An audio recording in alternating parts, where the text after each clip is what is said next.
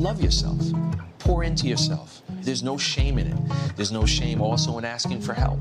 At 42 years old, Chris Williams was in the best shape of his life. Then he suffered a heart attack. That must have seemed like a bolt out of the blue.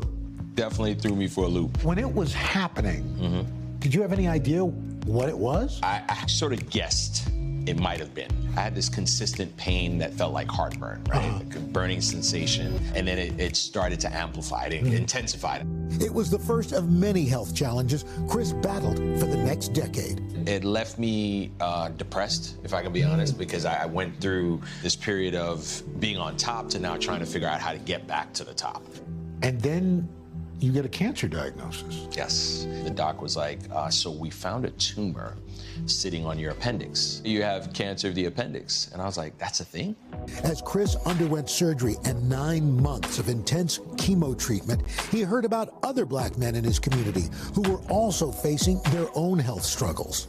Unfortunately, when it comes to black and brown folks, there is no such thing as health equity. We are being diagnosed at a later stage with certain diseases. And so these are things that caught my attention, especially when it came to black men. I had a group of friends who I was hearing from later on that they were very sick or close to passing and did pass, from diseases that I didn't even know they had. Yeah. No one was talking, and that to me was a problem. There isn't a sharing. No. Among black men. No. And men of color. No. Because we have to be strong, right? Yeah. It's important for us to, buck up and suck it up, push through it, don't cry, don't, no emotion. But that's wrong.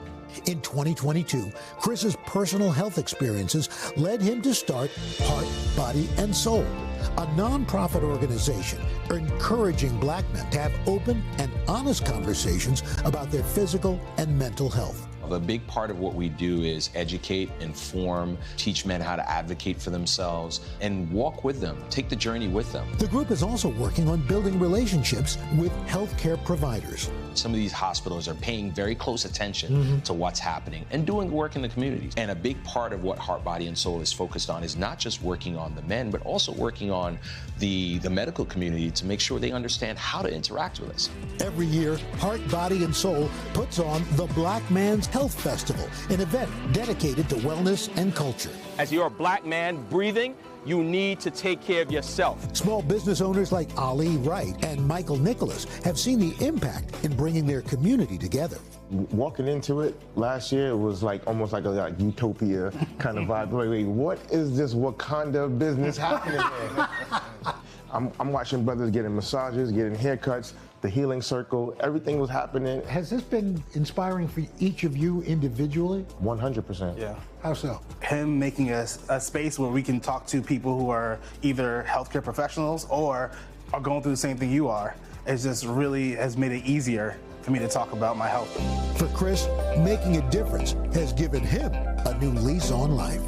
Do you worry at times that you're living on borrowed time and you've got to get as much as you can get done? I got to be honest and say, yes, I do. So why not just immerse myself and focus on doing something that can make a real impact? If we're living life without purpose, we're not really living life. So I feel like I have to live my life with this purpose, and it's making sure that I have an impact in the lives of my community. I have an impact in the lives of black men. Yes. Well done. Unbelievable. In fact, Heart, Body, and Soul also host events called the Walk and Talk. It's a chance for guys to say what's on their mind while they're promoting movement. And Chris is hoping to bring the Black Man's Health Festival to other cities next year. I just said that. I said he should take this nationwide. Absolutely. And by the way, thanks to the folks at Brooklyn Tea. Okay. In fact, they have from a baker, they actually had a Biggie Smalls cookie. Oh, is that where that came from? That's where that came from. New York. Great. Yummy. New York. Hey, thanks for watching. And don't forget, you can catch the Today Show every morning on NBC or take Today when you're on the go. Just follow the Today podcast on Apple Podcasts, Spotify, or wherever you listen.